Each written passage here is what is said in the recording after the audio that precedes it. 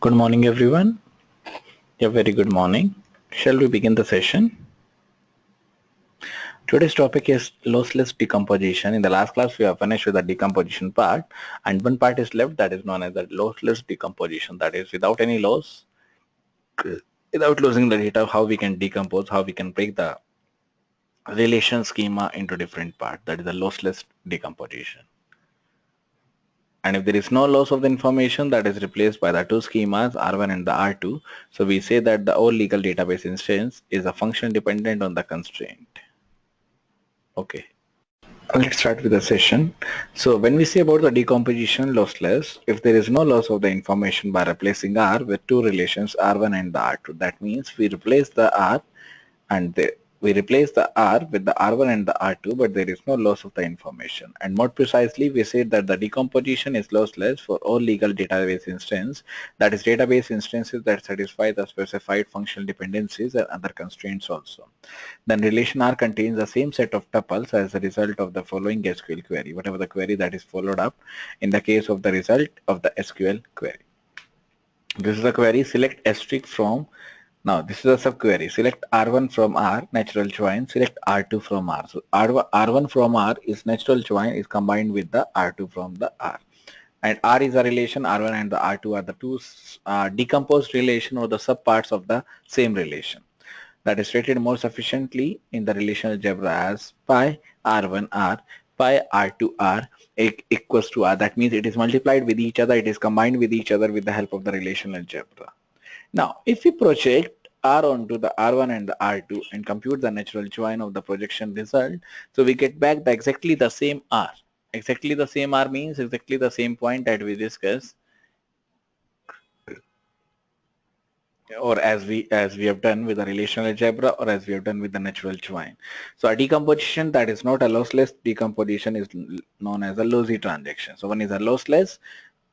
Another part is lossy. Lossless means there is no loss of the information. Lossy means some parts are lost in the decomposition. And the terms lossless joint decomposition and lossy joint decomposition are sometimes used in place of the lossless decomposition and the lossy decomposition. That means we are using the lossless, we are using the lossy decomposition. So we saw that employee 1, ID, name, employee 2, name, street, city, salary.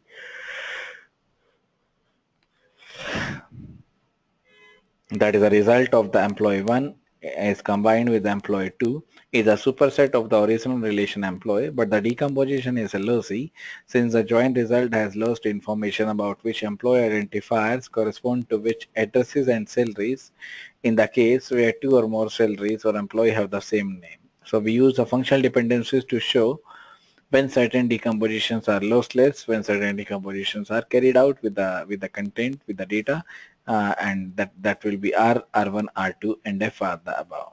And these are the lossless decomposition if at least one of the following functional dependencies is in F plus.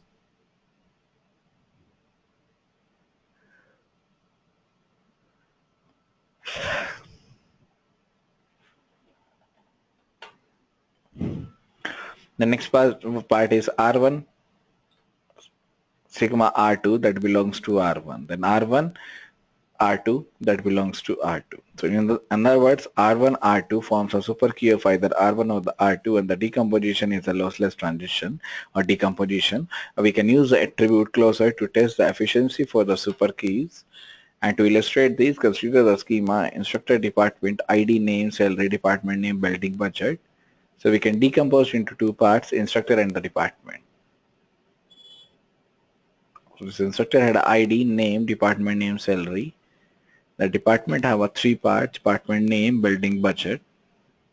This contains two schemas, which is a department name, because department name, building budget is the lossless decomposition rule that is also satisfied. And for the general case of decomposition of a schema into multiple schemas at once, the test for the lossless decomposition is also more complicated. And while the test for binary decomposition is clearly a sufficient condition for lossless decomposition, that is very necessary constraint only if the constraint are functionally dependencies, or if other types of constraints are also used with the multi-value dependencies that ensure that a decomposition is lossless even if no functional dependencies are present.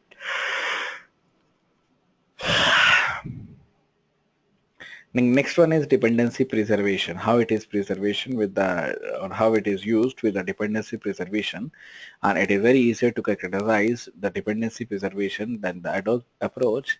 So let F be the set of the functional dependencies on the schema R, and R1, R2, Rn be a decomposition of R. So the restriction of F to Ri is a set Fy of all functional dependencies in the F plus. So we are using the restriction that is applied on the functional dependency that includes only attributes of Ri. And since all the functional dependencies in a restriction involves attributes of only one relation schema, that is also possible to test such a dependency for satisfaction by checking only one relation. And note that the definition of a restriction uses all dependencies in F1, not just those in F. For example, let's suppose F equals to AB, BC. So we have a decomposition into AC and the AB. And this restriction includes AC in F1, even though it is not in F. That is known as a dependency preserving decomposition that is used for the testing the algorithm, for testing the requirement instead of applying the algorithm. So we consider two alternatives that can be set on the relation of the decomposition, then it is known as the dependency preserving. And this is an easy way to show dependency preservation. However, it does not always work. And there are cases where even though the decomposition is dependency preserving, so there is a dependency in the F that cannot be tested in one relation in the decomposition. This alternative test can be a sufficient condition that is very easy to understand for the dependency preservation.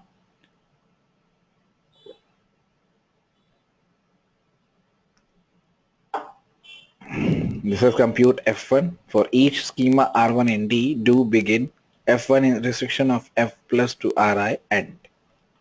This begin and end, then returns true and the return false. Next is what are the various algorithms that is available for the decompositions.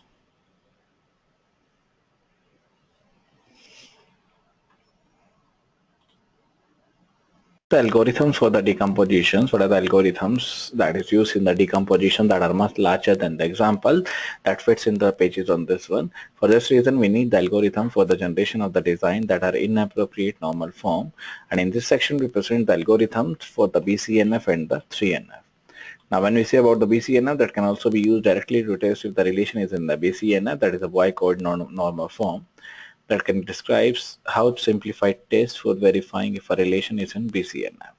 And if a relation is not in Bcnf, it cannot be decomposed, or it can be decomposed to create the relation that are in the Bcnf. And in this section, we describe an algorithm to create a lossless decomposition of a relation such that decomposition is in Bcnf. Now, testing for the Bcnf.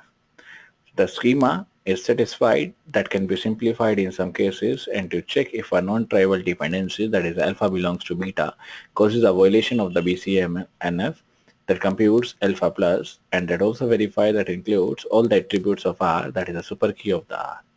That super key is in Bcnf to suffice to check only the dependencies in the key1 set F1 that satisfied all the relation that satisfy the condition that checks each and every attribute for which dependency is violated. That means when the relation is decomposed, it does not suffice to use the F.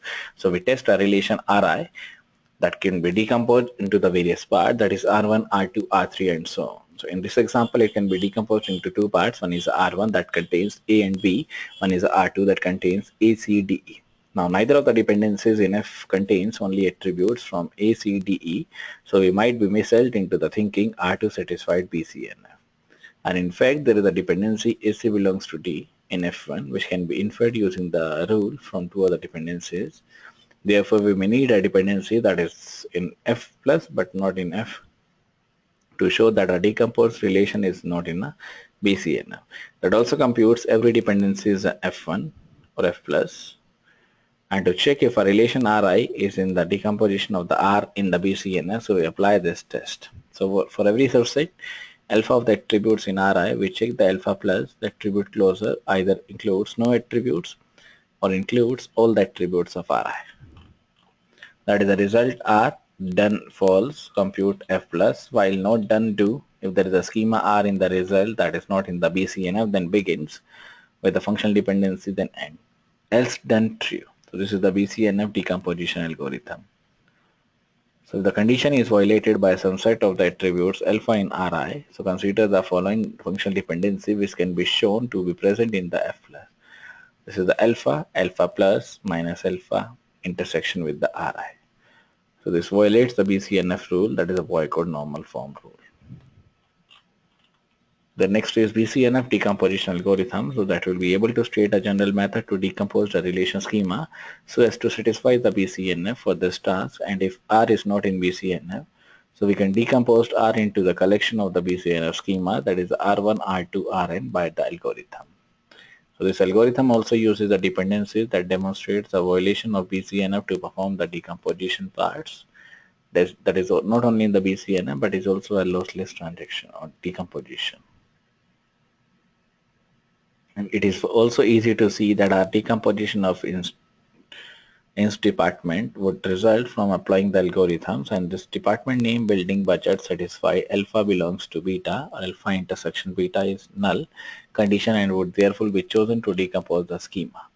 And this also takes a time exponentially in the size of the initial schema, since algorithm for checking if a relation also satisfied also takes the exponential time.